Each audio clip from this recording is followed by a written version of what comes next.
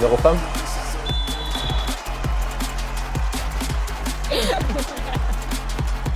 On regarde.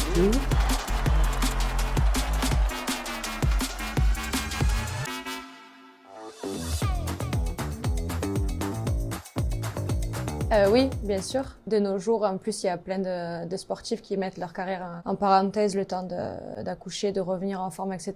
Donc ça existe de plus en plus. Donc oui, je serais prête à le faire. Et toi? C'est différent là. Moi, c'est différent.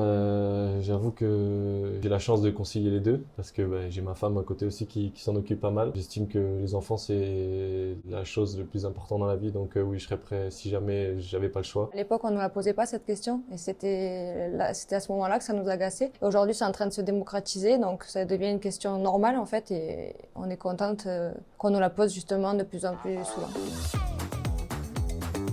Ce qui nous dérange le plus, c'est la comparaison systématique avec les garçons. Pour nous, il y a le football qui est pratiqué par les hommes et le football qui est pratiqué par les femmes et on en a marre d'être sans arrêt comparés puisque c'est impossible, on n'arrivera jamais à rivaliser parce qu'intrinsèquement, on n'a pas le corps qu'il faut comme les garçons, les mêmes aptitudes physiques, etc. Donc ce sera jamais le même sport et on aimerait que les gens, en fait, ils le comprennent et ils jugent notre performance en comparant, s'ils veulent comparer à travers des équipes féminines, mais voilà, qu'ils arrêtent de nous opposer parce que on est dans le même club et il y a les filles et les garçons, on est tous ensemble vers le même objectif.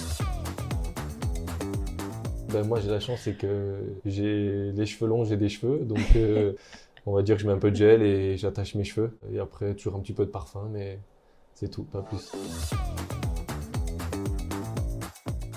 La chance qu'on a eue, c'est que moi, de toutes mes années de centre de formation, c'était vraiment scolairement, il faut réussir. On entendait tout le temps, il faut savoir ce que tu veux faire après. Le foot, on ne sait pas si on pourra en vivre, etc.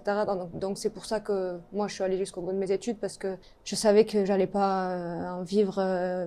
J'en vis, mais voilà, c'est pas comme les garçons. Donc et puis après l'après-carrière, il n'y avait pas assez de ressources financières pour pouvoir s'appuyer que sur ça. Donc ouais, c'est vrai que nous, on a cette chance par rapport aux garçons. On a vachement été formatés comme ça, faire des études et essayer d'assurer un bagage rapidement pour après se concentrer au foot, quoi. Comme tu le dis, on n'y pense pas vraiment en fait, parce que nous, on est pris dans le fait de jouer et pour l'instant, c'est vrai qu'on n'y pense pas trop. Après, c'est une question où il faut s'y pencher.